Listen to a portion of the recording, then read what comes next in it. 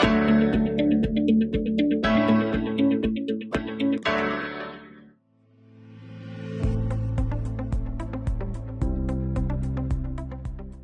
Students, welcome to the session of social science. We are studying agriculture. हमने अपने previous session में देखा था कि अलग अलग एग्रीकल्चर के टाइप होते हैं जो कि डिपेंड करते हैं लैंड के साइज पर, टूल्स पर, टेक्निक्स पर और मेथड ऑफ कल्टीवेशन पर। इसके बाद हमने बात की कि इंडिया में क्रॉपिंग के अलग अलग सीजन होते हैं, जैसे राबी, खरीफ एंड जैद। उसमें हमने कुछ क्रॉप्स के बारे में बात की थी और इसीलिए उसको हम आगे फर्दर आज के सेशन में बात करेंगे, which is major crops in India. तो चलिए इस टॉपिक को शुरू करने से पहले आपकी नॉलेज को टेस्ट कर लेते हैं। So let's wear our thinking cap. So first of all एक क्वेश्चन है हमारे सामने, name the crop that grows best in dry region and another that needs plenty of water. आपके सामने दो ऑप्शन है, first is bajra, second is rice. इनमें से कौन सी क्रॉप है जिसको बहुत ज्यादा पानी चाहिए, कौन सी क्रॉप है जो ड्राई रीजन में हो जाती है? जल्दी से गेस कीजिए। आप लोगों ने सही गेस किया है, बाजरा, जो कि ड्राई रीजन में आसानी से ग्रो किया जा सकता है। इसके अलावा पैडी यानी राइस, जिसको बहुत ज्यादा पानी चाहिए होता है। तो चलिए इसी तरीके से आज हम इन डिटेल इन क्रॉप्स के बारे में बात करते हैं। सबसे पहले अगर हम इंडिया की बात करें तो इंडिया एक एग्रीगेरियन कंट्री है, जिसकी वजह से आपको यहाँ पर variety of food and non food crops देखने को मिलते हैं। इंडिया में बहुत ज्यादा डाइवर्सिटी है, वो केवल लैंग्वेज और रिलीजन और कल्चर की नहीं बल्कि रिलीफ फीचर की भी है, जिसकी वजह से आपको diverse soil, climate and cultivation practices देखने को मिलती हैं। और इसी वजह से हमारे यहाँ पर बहुत ज्यादा कल्टीवेशन आपको देखने को मिलती है वैरायटी ऑफ क्रॉप्स की। इन्हें हम दो पार्ट्स में डिवाइड करेंगे। सबसे पहले हम बात करते हैं मेजर फूड क्रॉप्स की, जिसमें आती हैं राइस, व्हीट, मिलेट्स, मेज एंड पल्सेस। दूसरी तरफ हम बात करेंगे कमर्शियल क्रॉप्स की, जो कि हैं tea, coffee, sugarcane, oilseeds, cotton and jute. तो चलिए आज के सेशन में हम सिर्फ फूड क्रॉप्स को पिक करते हैं, इसके बारे में डिटेल में बात करते हैं। अगर हम फूड क्रॉप्स की बात करें तो आपके दिमाग में खाने की थाली आ जाती है, और उसमें एक चीज जो बहुत ज्यादा प्रोमिनेंट आपको देखने को मिलती है उसे हम कहते हैं हमारी स्टेपल फूड क्रॉप, जिसमें सबसे पहले आती है राइस। राइस के बारे में अगर हम बात करें तो राइस एक खरीफ क्रॉप है और ये इंडिया की मेजॉरिटी ऑफ पॉपुलेशन का स्टेपल फूड का एक बहुत अहम हिस्सा है। अगर हम इसकी क्लाइमेट रिक्वायरमेंट्स की बात करें तो इसे हाई टेम्परेचर चाहिए होता है, which is above 25 degree Celsius. इसके बाद इसे hot and high humid climate चाहिए होता है। इसके अलावा रेनफॉल की बात की जाए तो वो अबव 100 सेंटीमीटर की रिक्वायर्ड होती है। कौन कौन से रीजन में इसे ग्रो किया जाता है वो भी देख लेते हैं। तो plains of north and north east India में इसे ग्रो किया जाता है। इसके अलावा कोस्टल और डेल्टाइक रीजन में पानी की बहुत ज्यादा मात्रा अवेलेबल होती है, जिसकी वजह से इसको ग्रो करना काफी ज्यादा आसान होता है। इसके अलावा कुछ एरियाज जैसे पंजाब, हरियाणा, वेस्टर्न उत्तर प्रदेश और राजस्थान, जहां पर पानी की कमी होती है पर फिर भी with the help of irrigation इसको ग्रो किया जा सकता है। तो चलिए इसे मैप पर देखते हैं। मैप पर आपको दो एरियाज नजर आ रहे हैं, एक डार्क कलर से शेड है और एक लाइट कलर से। जो डार्क कलर वाला है वो दिखाता है कि इसकी नेचुरल जो रिक्वायरमेंट्स है वो पूरी हो रही है और इसी वजह से वहां पर इसको ग्रो करना आसान है। जबकि जो लाइट कलर से रिफ्लेक्ट हो रहा है वो ये दिखा रहा है with the help of irrigation हमने इसको इन एरियाज में भी ग्रो किया है। इसके बाद हम बात करते हैं अपने सेकेंड मोस्ट इंपॉर्टेंट सीरियल या स्टेपल क्रॉप की, विच इज व्हीट। व्हीट की अगर हम बात करें तो ये एक राबी क्रॉप है और अगेन मेजॉरिटी ऑफ इंडिया की स्टेपल डाइट का एक इंपॉर्टेंट हिस्सा है। अगर हम इसके क्लाइमेट रिक्वायरमेंट की बात करें तो ये कूल ग्रोइंग सीजन में उगाया जाता है, क्योंकि राबी क्रॉप है तो विंटर्स में उगाया जाता है। इसके अलावा इसे ब्राइट सनशाइन चाहिए जो इसको मैच्योर होने में यानी पकने में मदद करती है। इसके अलावा एनुअल रेनफॉल 50 to 75 सेंटीमीटर्स की चाहिए होते हैं, जो कि इवनली डिस्ट्रीब्यूटेड हो।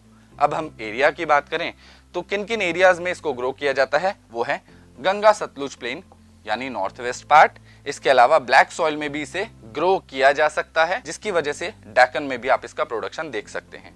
इसके अलावा स्टेट्स लाइक पंजाब, हरियाणा, उत्तर प्रदेश, मध्य प्रदेश, बिहार और राजस्थान में इसका प्रोडक्शन काफी ज्यादा मात्रा में देखने को मिलता है। चलिए इसे भी मैप पर देख लेते हैं। तो मैप पर अगेन आपको दो रीजन दिखाई दे रहे हैं, एक डार्क कलर से और एक लाइट कलर से। डार्क कलर वाला बता रहा है जहां पर इसे नेचुरली बहुत आसानी से ग्रो किया जा रहा है। उसके अलावा लाइट कलर वाला दिखा रहा है कि कैसे इसे with the help of irrigation और अदर कंडीशंस इसे उगाया जा सकता है। इसके बाद हम बात करते हैं न्यूट्रिशियस कोर्स ग्रेन की, जिसे हम कहते हैं मिलेट्स। अगर हम मिलेट्स की बात करें तो यहाँ पर हमारे पास 3 टाइप के मेन मिलेट्स आते हैं, रागी, ज्वार और बाजरा।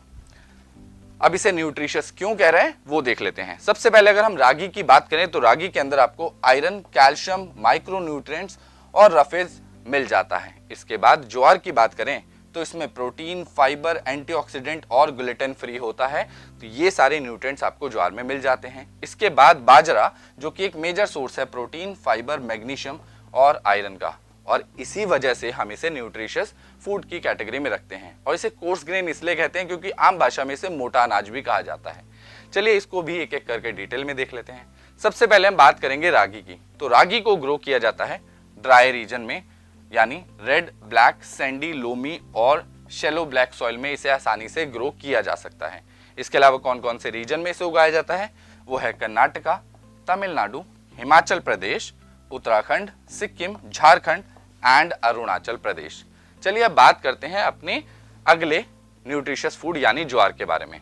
ज्वार की अगर हम बात करें तो इसे रेनी सीजन में बड़े आसानी से उगाया जा सकता है, और इसीलिए हम कह रहे हैं कि बहुत कम जरूरत होती है इरिगेशन की, क्योंकि रेनफॉल की वजह से it is well suited for cultivation. अब कहां कहां उगाया जाता है, महाराष्ट्र, कर्नाटका, आंध्र प्रदेश एंड मध्य प्रदेश। इसके बाद हम बात करते हैं बाजरा के बारे में। तो बाजरा बड़ी आसानी से सैंडी और ब्लैक सॉइल में ड्राई कंडीशंस में उगाया जा सकता है। किन किन रीजन में उसे उगाया जाता है, वो है राजस्थान, उत्तर प्रदेश, महाराष्ट्र, गुजरात एंड हरियाणा। अब हम बात करेंगे मेज के बारे में, जो कि एक मजेदार क्रॉप है। क्यों? क्योंकि ये हमारे डुअल पर्पस को पूरा करती है। कैसे? चलिए समझते हैं। मेज जो कि एक खरीफ क्रॉप है, और सबसे इंपॉर्टेंट बात, ये as a food and as well as fodder दोनों ही रूप में इस्तेमाल की जाती है। अब हम मेज की बात करें तो इसे कौन कौन से क्लाइमेटिक रिक्वायरमेंट होती हैं, वो है टेम्परेचर इसे चाहिए 21 degree Celsius to 27 degree Celsius. इसके अलावा ये बड़े आसानी से ओल्ड एलुवियल सॉइल में ग्रो किया जा सकता है। इसके बाद कौन कौन से रीजन में इसे ग्रो किया जाता है, वो है कर्नाटका, मध्य प्रदेश, उत्तर प्रदेश, बिहार, आंध्र प्रदेश एंड तेलंगाना। तो है ना मजेदार क्रॉप। चलिए अब ऐसे ही एक और मजेदार क्रॉप के बारे में बात करते हैं, जो हमारे लिए मेजर सोर्स ऑफ प्रोटीन है, जो कि हैं पल्सेस। आप क्या सोच रहे थे, वो उगाया नहीं जाता। चलिए हम पल्सेस की बात कर लेते हैं। तो पल्सेस, इंडिया की बात करें तो India biggest producer as well as consumer है पल्सेस का, क्योंकि हमारे यहाँ दालों के बिना खाना कंप्लीट नहीं होता। इसकी अगर हम बात करें तो पल्सेस हमारे यहाँ पर बहुत अच्छे से ग्रो की जाती है और बहुत वाइड वैरायटी देखने को मिलती है, जैसे तुर, जिसे आप अरहर बोलते हैं, उड़द, मूंग, मसूर, पी, ग्राम एंड अदर्स। अगर हम पल्सेस के बारे में और ज़्यादा डिटेल में बात करें तो पल्सेस को बड़े आसानी से ड्राई कंडीशंस और विद लेस मॉइस्चर ग्रो किया जा सकता है। इनमें से बहुत सारी दालें खरीफ क्रॉप का हिस्सा हैं, बहुत सारी राबी क्रॉप का हिस्सा हैं। तो ये आप एनालाइज कीजिएगा इनमें से कौन सी दालें खरीफ क्रॉप में हैं और कौन सी राबी क्रॉप में आती हैं।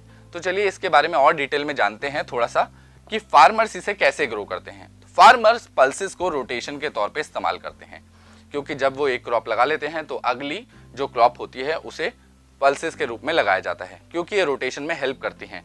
अब ये क्यों हेल्प करती हैं? क्योंकि आपने साइंस में पढ़ा होगा कि दालें एक लेजुमिनियस प्लांट्स होते हैं, यानी ये नाइट्रोजन फिक्सेशन में हेल्प करते हैं और सॉइल की फर्टिलिटी को रीगेन करने में हेल्प करते हैं। हालांकि अरहर को इससे बाहर रखा जाता है क्योंकि वो लेजुमिनियस प्लांट नहीं है।